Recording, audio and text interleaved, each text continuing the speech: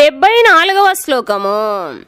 సంజయ ఉవాచ ఇత్యహం వాసుదేవస్య పార్థస్య చ మహాత్మనః సంవాదమిమామస్రౌషమద్భుతం రోమహర్షణం. సంజయ ఉవాచ, సంజయుడు పలికెను, ఇతి ఈ విధముగా, అహం నేను, వాసుదేవస్య శ్రీకృష్ణుని యొక్క, పార్థస్య అర్జునుడు, చ కూడా, మహాత్మానః మహాత్ముడైన, సంవాదం సంభాషణను, ఇమం ఈ, అశ్రౌషం వింటిని, అద్భుతం అద్భుతమైన, రోమహర్షణం రోమాంచము కలిగించు. సంజయుడు పలికెను, ఈ విధముగా మహాత్ములైన శ్రీకృష్ణుడు మరియు అర్జునుని నడుమ జరిగిన సంవాదమును నేను శ్రవణము చేసి తిని. ఆ సంవాదము అద్భుతమైనందున నా శరీరము రోమాంచము ఆగుచున్నది. భాష్యము. భగవద్గీత ఆరంభములో ధృతరాష్ట్రుడు తన కార్యదర్శి అయిన సంజయుని కురుక్షేత్ర రణరంగమున ఏమి జరిగెను అని ప్రశ్నించెను. సంజయుని హృదయములో అతని ఆధ్యాత్మికాచార్యుడైన వ్యాసుని కృపచే సమస్త విషయములు అవగతమయ్యను. ఆ విధముగా అతడు యుద్ధరంగ విషయములను వివరించెను. ఇరువురి మహాత్ముల నడుమ భగవద్గీత వంటి అత్యంత ప్రధానమైన సంవాదము మునుపెన్నడూనూ జరిగి ఉండలేదు, మరియు మున్ముందు కూడా భవిష్యత్తులో తిరిగి జరుగు అవకాశము లేనందున ఆ సంవాదము మిక్కిలి అద్భుతమైనది. దేవాదిదేవుడైన శ్రీకృష్ణ భగవానుడు స్వయముగా తనను గూర్చి, తన శక్తులను గూర్చి జీవునకు భగవానుని పరమభక్తుడైన అర్జునునకు వివరించి ఉండుట చేత అది మిక్కిలి అద్భుతముగా ఉండెను. మనము శ్రీకృష్ణ భగవానుని అవగాహన చేసుకొనుటకై అర్జునుని అడుగుజాడలను అనుసరించినచో తప్పక మన జీవితములు సౌఖ్యవంతములు మరియు విజయవంతములు కాగలవు. సంజయుడు దీనినంతటిని అనుభూతి చెంది దానిని అవగాహన చేసుకొనుటకు యత్నిస్తూ ఆ సంవాదమంతటిని ధృతరాష్ట్రునకు వినిపించెను. శ్రీకృష్ణార్జునులు ఎక్కడ ఉందురో అక్కడ విజయము తథ్యమని ఇప్పుడు ధృవీకరించబడెను. 75వ శ్లోకము. వ్యాస ప్రసాదాచ్యుతావానేతద్ గుహ్యమహం పరం యోగం యోగేశ్వరాత్ కృష్ణాత్ సాక్షాత్ కథయతః స్వయం. వ్యాస ప్రసాదాత్, వ్యాసదేవుని కృపచే శృతవాన్ వింటిని, ఏతత్ ఈ గుహ్యం రహస్యమును, అహం నేను, పరం దివ్యమైన, యోగం యోగమును, యోగ ఈశ్వరాత్ యోగముకు ప్రభువైన, కృష్ణాత్ శ్రీకృష్ణుని నుండి సాక్షాత్ ప్రత్యక్షముగా, కథయతః చెబుతున్నట్టే, స్వయం స్వయముగా అర్జునునితో స్వయముగా సంభాషిస్తున్న యోగేశ్వరుడైన శ్రీకృష్ణుని నుండి ఈ పరమరహస్య సంభాషణను వ్యాసుని అనుగ్రహముచే నేను ప్రత్యక్షముగా వినగలిగితిని. భాష్యము. వ్యాసుడు సంజయునకు ఆధ్యాత్మిక గురువు. తన గురువైన వ్యాసుని కృపచేతనే తాను దేవాదిదేవుడైన శ్రీకృష్ణుని అవగాహన చేసుకోగలిగితేనని సంజయుడు అంగీకరించెను. దీనిని బట్టి మానవుడు శ్రీకృష్ణుని ప్రత్యక్షముగా కాకుండా ఆధ్యాత్మికాచార్యుని మాధ్యమముగా అవగాహన చేసుకోవలనని తెలియను. భగవదనుభూతి ప్రత్యక్షముగా అనుభవించదగినదైనను ఆధ్యాత్మికాచార్యుడు దానికి మాధ్యమముగా ఉండును. ఇదే గురు శిష్య పరంపరలోని రహస్యము. ఆధ్యాత్మికాచార్యుడు ప్రామాణికుడైనప్పుడు మానవుడు, అర్జునుడు శ్రవణము చేసినట్లుగా ఆయన నుండి భగవద్గీతను ప్రత్యక్షముగా శ్రవణము చేయగలుగును. ప్రపంచమంతటా జ్ఞానయోగులు, ధ్యానయోగులు మరియు సిద్ధపురుషులను వారెందరో ఉన్నప్పటికీ శ్రీకృష్ణుడు యోగ పద్ధతులన్నింటికి ఈశ్వరుడు. అట్టి శ్రీకృష్ణుడు ప్రత్యేకించి తనను శరణు వేడమని భగవద్గీతలో స్పష్టముగా ఆదేశించెను.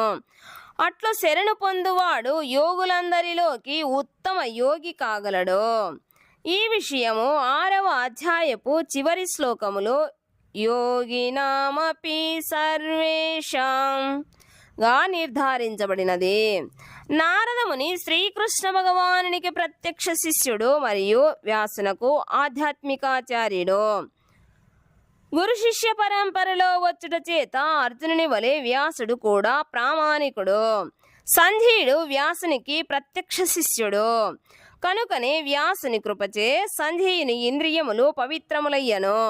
అతడు శ్రీకృష్ణుని ప్రత్యక్షముగా చూడగలుగుట వినగలుగుట సంభవించెను. శ్రీకృష్ణుని నుండి ప్రత్యక్షముగా శ్రవణము చేయగలిగిన వాడే ఈ రహస్య జ్ఞానమును అవగాహన చేసుకోగలడు. ప్రామాణికమైన గురు శిష్య పరంపరకు చెందని వారు శ్రీకృష్ణుని నుండి శ్రవణము చేయలేరు.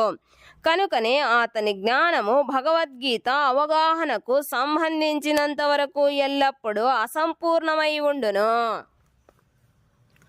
భగవద్గీతలో కర్మయోగ, జ్ఞానయోగ, భక్తి యోగ వంటి అనేక యోగ విధానములు వివరించబడినవి.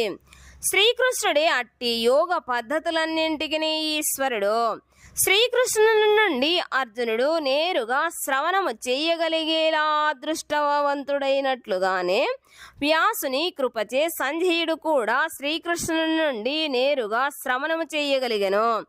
నిజమునకు శ్రీకృష్ణుని నుండి నేరుగా శ్రవణము చేయుటలోను వ్యాసుని వంటి ప్రామాణికాచార్యుని మాధ్యమము ద్వారా శ్రీకృష్ణుని గూర్చి వినుటలోనూ ఎటువంటి భేదము ఉండదు.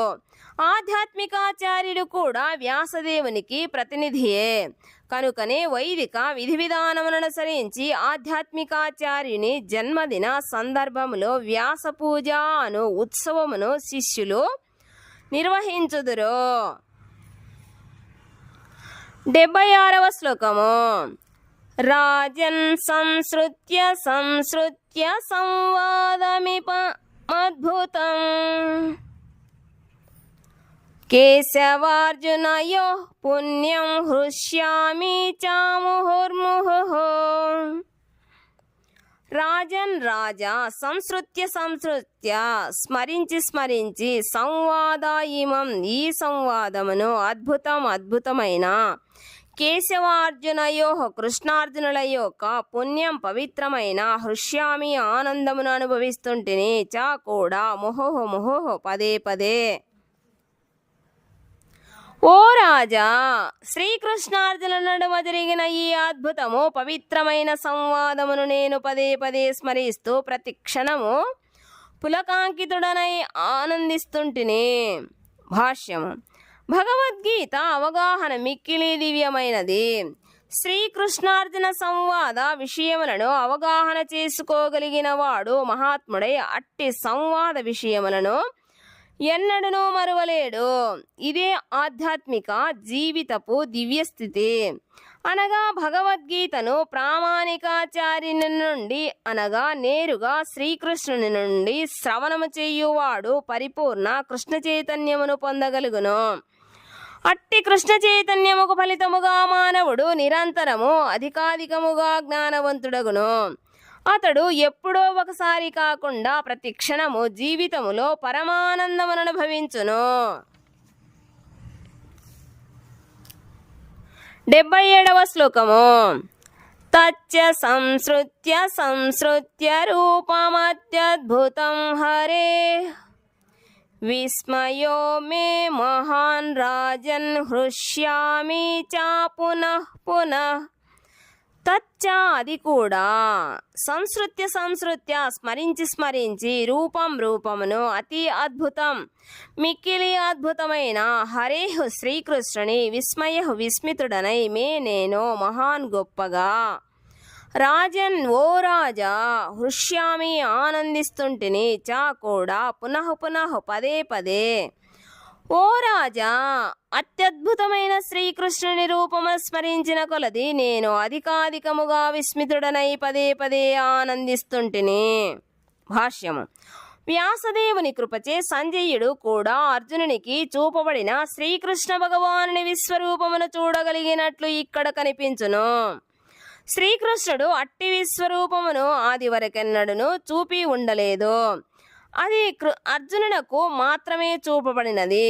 అట్టి రూపము అర్జునునకు చూపబడినప్పుడు కొందరు మహాభక్తులు కూడా విశ్వరూపమును దర్శించగలిగిరి. అట్టి వారిలో వ్యాస మహర్షి ఒకరు. పరమభక్తులలో ఒకడైన వ్యాసుడు శ్రీకృష్ణుని శక్త్యావేశాతావరముగా పరిగణించబడుతుండెను. వ్యాసుడు దానిని తన శిష్యుడైన సంజయునికి తెలియజేసెను. అర్జునునకు చూపబడిన శ్రీకృష్ణుని అద్భుత రూపమును స్మరిస్తూ సంజయుడు పదే పదే ఆనందించసాగెను.